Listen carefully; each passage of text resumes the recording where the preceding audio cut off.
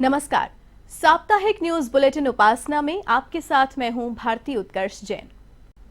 अयोध्या में श्री राम लला की प्राण प्रतिष्ठा से देश भर में अभूतपूर्व उत्साह देखने को मिला।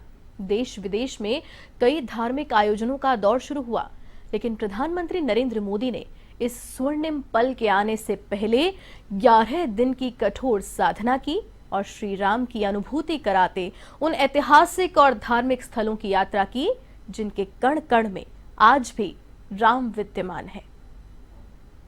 श्री रामचंद्र कृपालु भज मन हरण भव भय दारुणम नव कंज लोचन कंज मुख कर कंज पद कंजारुणम। बाल स्वरूप में रामलीला के दर्शन जितना भी कर लें उतना कम है। मन करता है बस प्रभु श्री राम को यूं ही निहारते रहें। लेकिन प्रभु श्री राम को टेंट से मंदिर में लाने का संघर्ष इतना आसान भी नहीं था। राम मंदिर के लिए सैकड़ों कार सेवकों ने अपना बलिदान दिया। तभी तो रामलला की मूर्ति की प्राण प्रतिष्ठा के दिन प्रधानमंत्री मोदी ने कहा कि हम सभी कार सेवकों के हमेशा ऋणी रहेंगे। आज इस ऐतिहासिक समय में देश उन व्यक्तित्वों को भी याद कर रहा है जिनके कार्य और समर्पण की वजह से आज हम ये शुभ दिन देख रहे हैं। राम के इस काम में कितने ही लोगों ने त्याग और तपस्या की पराकाष्ठा करके दिखाई। उन अनगिनत राम भक्तों के, उन अनगिनत कार सेवकों के और उन अनगिनत संत महात्माओं के हम सब ऋणी हैं। अयोध्या में रामलला की प्राण प्रतिष्ठा में शामिल होने पर खुद को सौभाग्यशाली समझ रहा हूं। ये कहते हुए प्रधानमंत्री मोदी ने 12 जनवरी से 11 दिन तक कठोर तप किया। इस दौरान उन्होंने उपवास में सिर्फ नारियल पानी पिया और फलों का सेवन किया। उपवास के दौरान उन्होंने जप और गौ पूजन भी किया। सबसे खास बात ये रही कि प्रधानमंत्री मोदी ने 4 राज्यों के 7 मंदिरों में दर्शन किए। साथ ही स्वच्छ तीर्थ स्थल पहल की शुरुआत भी की।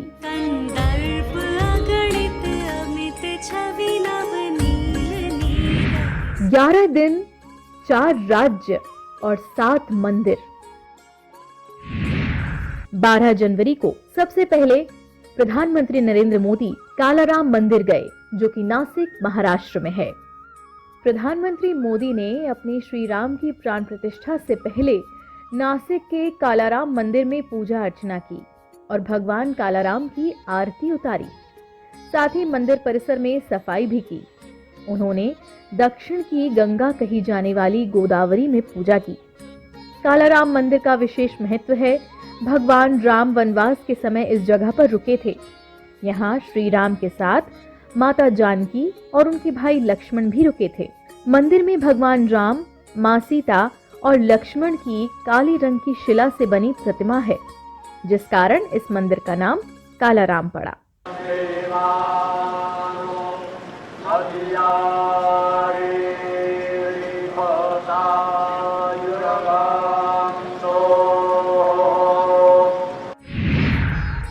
जनवरी को प्रधानमंत्री वीरभद्र मंदिर लेपाक्षी में गए, जो आंध्र प्रदेश में स्थित है। अपने अनुष्ठान की इस कड़ी में प्रधानमंत्री नरेंद्र मोदी ने आंध्र प्रदेश के लेपाक्षी पहुंचकर 486 साल पुराने वीरभद्र मंदिर में पूजा अर्चना की। ये मंदिर भगवान शिव के उग्र अवतार वीरभद्र को समर्पित है। इस मंदिर को हैंगिंग पिलर टेम्पल के नाम से भी जाना जाता है, जो रहस्यमयी तरीके से हवा में लटका है। रामायण में भी इसका महत्व है।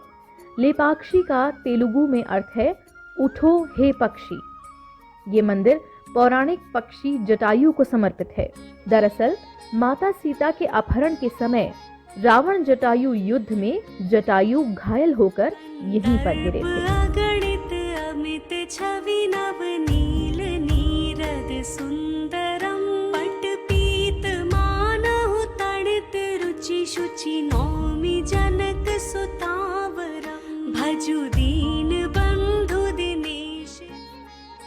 17 जनवरी को प्रधानमंत्री गुरुवायूर मंदिर और त्रिप्रयार श्री राम मंदिर पहुंचे, जो कि केरल में है। 17 जनवरी को प्रधानमंत्री मोदी ने पारंपरिक परिधान मुंडू यानी कि धोती और वेष्टी सफेद शॉल में गुरुवायूर और त्रिप्रयार श्री राम मंदिर में जल चढ़ाकर पूजा अर्चना की। त्रिप्रयार मंदिर में भगवान राम को विष्णु के चतुर्भुज अवतार में दिखाया गया है। ये मंदिर लकड़ी की नक्काशी से भरा हुआ है। आपको बता दें कि त्रिप्रयारप्पन को हर संहार मूर्ति भी कहा जाता है, क्योंकि उन्होंने राक्षस खार का वध किया था। पुराणों के अनुसार भगवान विष्णु के 7वें अवतार श्री राम की मूर्ति समुद्र से निकली। इसके अलावा लक्ष्मण जी, भरत जी और शत्रुघ्न जी की मूर्तियां भी समुद्र में मिली थीं, जिन्हें भी यहाँ पर स्थापित किया गया है। रघुनंद आनंद कंद कौशल चंद दशरथ नंदनम सिर मुकुट कुंडल तिलक चारु। फिर 20 जनवरी को प्रधानमंत्री पहुंचे रामेश्वरम के अरुलमिगु रामानाथ स्वामी मंदिर में। प्रधानमंत्री मोदी पहले प्रधानमंत्री हैं जिन्होंने श्री रंगनाथ स्वामी मंदिर में दर्शन किए हैं। उन्होंने तिरुचिरापल्ली के श्रीरंगम में श्री रंगनाथ स्वामी मंदिर में दर्शन करने से पहले अंदल नाम के हाथी को गुड़ खिलाया और आशीर्वाद लिया।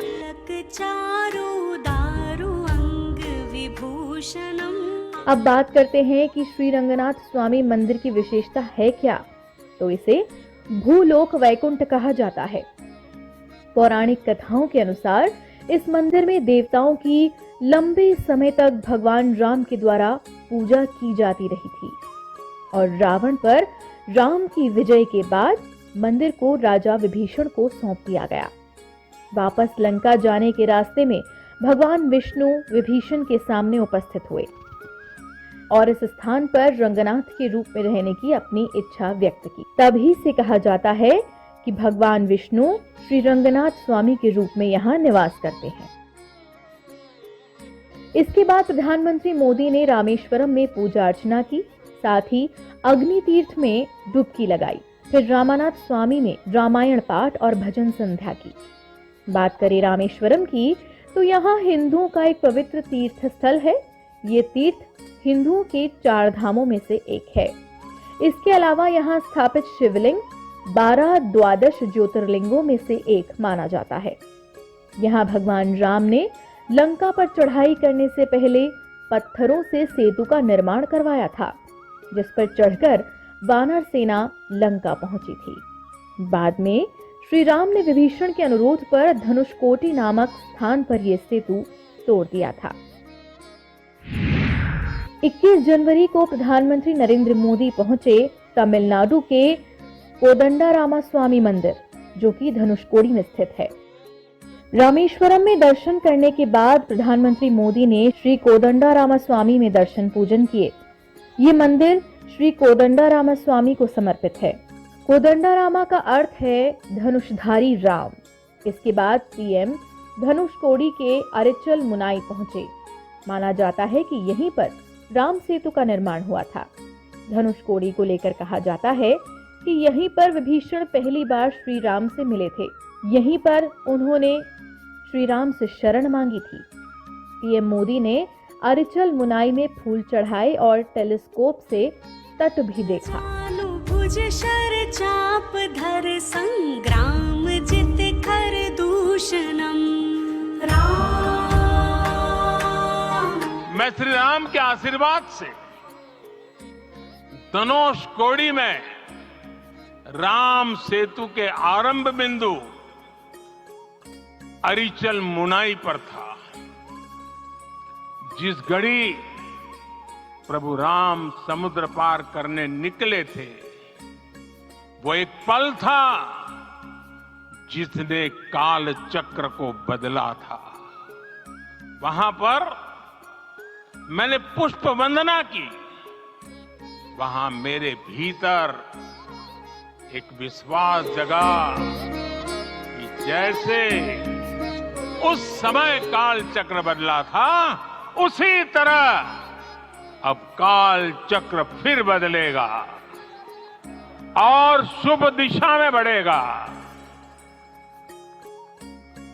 अपने 11 दिन के व्रत अनुष्ठान के दौरान मैंने उन स्थानों का चरण स्पर्श करने का प्रयास किया जहां प्रभु राम के चरण पड़े थे, चाहे वो नासिक का पंचवटी धाम हो, केरला का पवित्र त्रिपायर मंदिर हो, आंध्र प्रदेश में लेपाक्षी हो, श्रीरंगम में रंगनाथ स्वामी मंदिर हो, रामेश्वरम में श्री रामनाथ स्वामी मंदिर हो या फिर धनुषकोडी।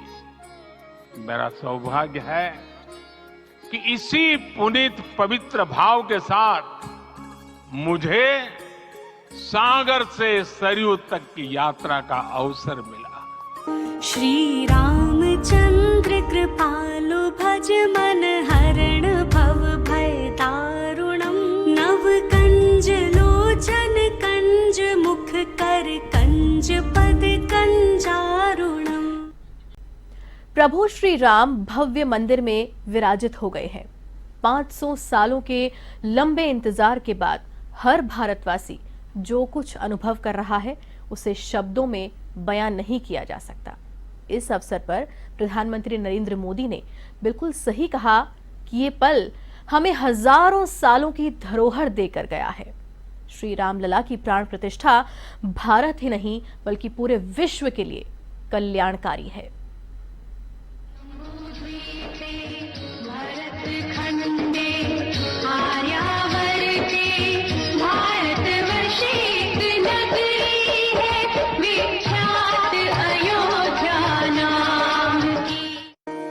राम भक्तों के लंबे इंतजार के बाद वो ऐतिहासिक पल आया जिसका इंतजार हर सनातनी को लगभग 500 वर्षों से था।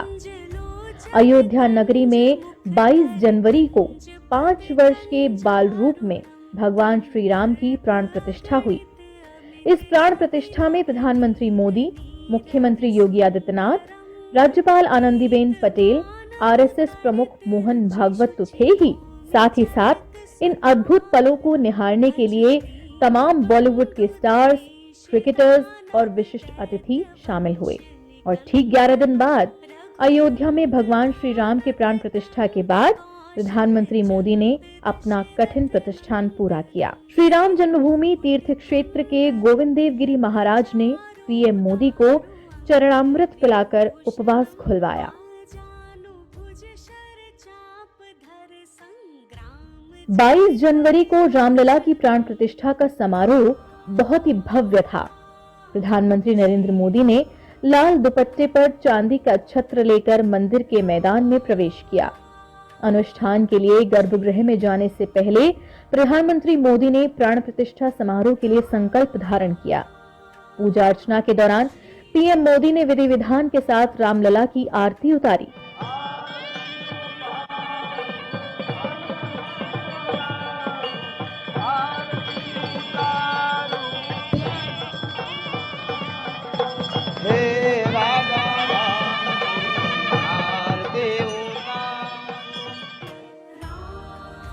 गर्भगृह के अंदर प्रधानमंत्री मोदी ने दंडवत प्रणाम करके भगवान राम से आशीर्वाद लिया। अभिषेक के दौरान सेना के हेलीकॉप्टरों ने मंदिर परिसर पर फूलों की वर्षा की। प्राण प्रतिष्ठा के बाद प्रधानमंत्री मोदी ने साधु संतों को उपहार भेंट किए और श्रमजीवियों पर फूलों की वर्षा भी की। आज अयोध्या में केवल श्री राम के विग्रह रूप की प्राण प्रतिष्ठा नहीं हुई है, ये श्री राम के रूप में साक्षात भारतीय संस्कृति के प्रति अटूट विश्वास की भी प्राण प्रतिष्ठा है। ये मंदिर मात्र एक देव मंदिर नहीं है, ये भारत की दृष्टि का, भारत के दर्शन का, भारत के दिग्दर्शन का मंदिर है। अब प्रभु श्री राम की अद्भुत मूर्ति के बारे में भी जान लेते हैं। प्रभु श्री राम की मूर्ति का निर्माण कर्नाटक के मूर्तिकार अरुण योगीराज ने किया है। रामलला की मूर्ति सिर से लेकर पैर तक सोने और रत्नों के आभूषणों से सजी है। भगवान राम के शीश पर मुकुट या किरीट धारण है, जिस पर माणिक्य, पन्ना और हीरे जड़े हैं। मुकुट के बीच में सूर्य भगवान है। मुकुट के दाईं ओर मोतियों की लड़ियां लगी हैं। कानों में कुंडल पर मोर की आकृतियां हैं। भगवान रामलला ने गले में रत्नों से जुड़ा अर्धचंद्राकार कंठा पहना है। हृदय पर कौस्तुभ मणि धारण किया है। शास्त्रों के मुताबिक भगवान विष्णु और उनके अवतार हृदय पर कौस्तुभ मणि धारण करते हैं, इसीलिए रामलला को भी इसे धारण करवाया गया। रामलला के गले के नीचे नाभि कमल के ऊपर एक हार धारण कराया गया है। वहीं वैजयंती रामलला को पहनाए जाने वाला सोने से बना तीसरा और सबसे लंबा हार है, जिसमें वैष्णव परंपरा के सभी मंगल चिन्ह, सुदर्शन चक्र, शंख और मंगल कलश बने हैं। कमर में करधनी, भुजबंद, कंगन, रामलला की मुद्रिका, पैरों में पैजनिया, मस्तक पर तिलक और रामलला के चरणों में कमल है। जानु भुज शर चाप धर संग्राम जित कर दूषणम राम श्री। अब सवाल ये है कि रामलला की मूर्ति का रंग आखिर काला क्यों रखा गया? दरअसल वाल्मीकि रामायण के मुताबिक प्रभु राम का उल्लेख श्यामल वर्ण के रूप में किया गया है। नीलांबुज श्यामल कोमलंगम के तर्ज पर भगवान राम की प्रतिमा बनाई गई है। इतना ही नहीं, भगवान राम की मूर्ति का निर्माण कृष्ण शिला से किया गया है और इस पत्थर का रंग काला ही होता है। अब आपको बताते हैं कि रामलला की मूर्ति दशम अवतार प्रतिमा है। ध्यान से देखने पर मूर्ति के दोनों ओर भगवान विष्णु के 10 अवतारों को दर्शाया गया है। भगवान विष्णु के कृष्ण, परशुराम, कल्की और नृसिंह जैसे अवतार थे और उनका चित्रण मूर्ति पर दिखाई देता है। भगवान राम के सबसे बड़े भक्त भगवान हनुमान को रामलला की मूर्ति के दाहिने ओर दर्शाया गया है, जबकि भगवान गरुड़, जो भगवान विष्णु की सवारी हैं, उन्हें राम की मूर्ति के बाएं पैर के पास दर्शाया गया है। साथ ही भगवान रामलला की मूर्ति के सर के चारों ओर सनातन धर्म और हिंदू धर्म के पवित्र चिन्ह दर्शाए गए हैं। इसमें एक स्वस्तिक, ओम, चक्र, गदा और शंख हैं। मूर्ति के चेहरे के चारों ओर सूर्य नारायण का आभामंडल है। ये सभी चित्रण भगवान विष्णु और राम से निकटता से जुड़े हुए हैं। मूर्ति के दाहिने हाथ में तीर है, जो आशीर्वाद देने की मुद्रा में है। वहीं बाएं हाथ में धनुष है। प्रभु श्री राम की मूर्ति में पूरे तरीके से सनातन संस्कृति की झलक देखने को मिलती है।